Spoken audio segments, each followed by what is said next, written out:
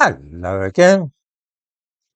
Viewers might recall that in January a Home Office document came to light which claimed that talk of two-tier policing and two-tier justice was part of a far-right narrative. In other words, those drawing attention to the practice of giving preferential treatment to black people and Muslims when they appear in British courts are promoting a right-wing conspiracy theory. I hope that we all have that clear.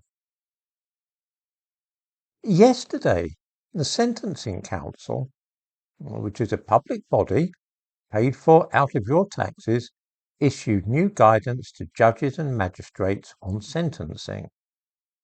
Guidance which must, according to the legal situation, be taken into account and acted upon. In other words, the Sentencing Council is able to tell magistrates and judges how they should conduct themselves in court when sentencing those found guilty of any offence. I'll give a link to these guidelines in the description to this video. They come into force, appropriately enough, on April Fool's Day.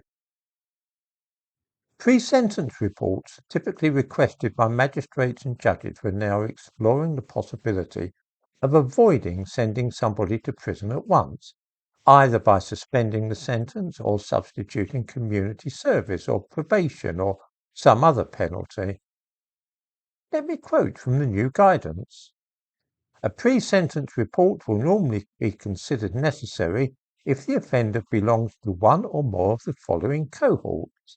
There follows a list of categories which include young people and, again I quote, if they are from an ethnic minority, cultural minority, and or faith minority community. Also, if the defendant has disclosed that they are transgender, or the court considers that the offender is, or there is a risk that they may have been, a victim of trafficking. Allow me to put this in plain language and exhibit the implications. If a white Christian is convicted of being in a riot, the judge may send him straight to prison without a second thought. If a black person or Muslim is convicted of being in a riot, though, the judge must adjourn the case for a pre-sentence report to see if it might be possible to avoid sending the person to prison. If I, as a heterosexual white man, were to be convicted of rape, then I can be sent to prison at once.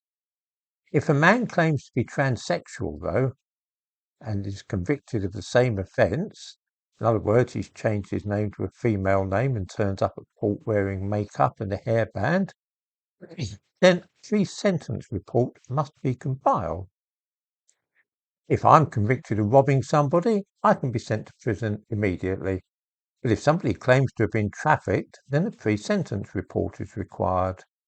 This bit means that any illegal immigrant who enters the country claiming to be seeking asylum need only claim to be the victim of trafficking, and he will be accorded special consideration and the possibility of avoiding prison. Let me sum up the matter. A white Christian man can be sent to prison at once by a judge without any shilly-shallying or bothering with a pre-sentence report. We saw this, of course, in the disturbances which followed the Southport tragedy. People were sent to prison within a few days. Now let's look at the case of a man who, at the same time, was alleged to have addressed a crowd at Walthamstow last summer and urged them to cut the throats of any right-wing protesters. Ricky Jones is due to be tried for this alleged offence in the summer. If he is convicted, there will be no question of his being sent at once to prison because he is black. Simply because he is black, the judge will have to adjourn the case and ask for pre-sentence reports. In the same way, no Muslim will, from April the 1st, be able to be sent to prison without a pre-sentence report, looking into other possibilities apart from imprisoning him.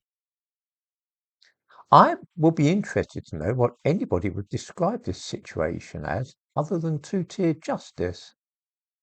Is it really a far-right narrative? Or is it the legal situation in this country today dictated by a public body, namely the Sentencing Council?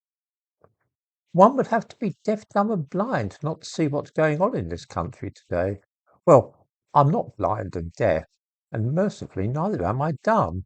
So I'm able to say clearly and unequivocally that white Christians will be accorded second-class treatment in our court from April the 1st, and Muslims, asylum seekers, and black people will enjoy special privileges. About this, there can be no doubt whatsoever. Don't take my word for it. Click on the link and read the sentencing guidelines for yourselves.